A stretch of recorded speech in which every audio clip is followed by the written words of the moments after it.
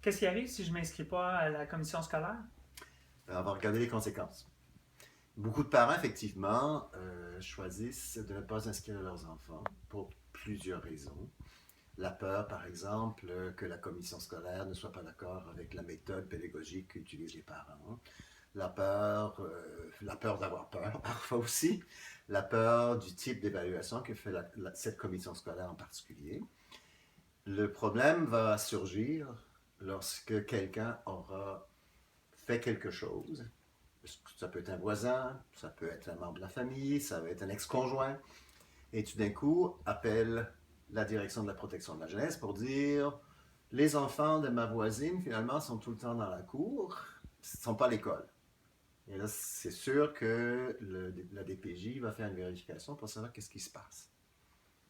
Quelqu'un risque de téléphoner. S'il ne trouve pas votre téléphone, on risque d'arriver à votre porte, malheureusement, pour dire, bon, j'ai reçu l'information à l'effet que. Euh, Rendu là, vous allez malheureusement, si c'est votre choix de ne pas inscrire les enfants, vous allez devoir les inscrire.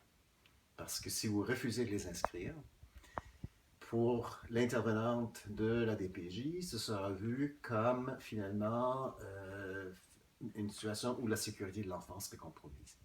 Il ne gère pas ce qui se passe avec l'éducation à la maison, mais la DPJ va devoir s'assurer que les enfants reçoivent une éducation. Ils vont dire c'est la commission scolaire finalement qui gère ça.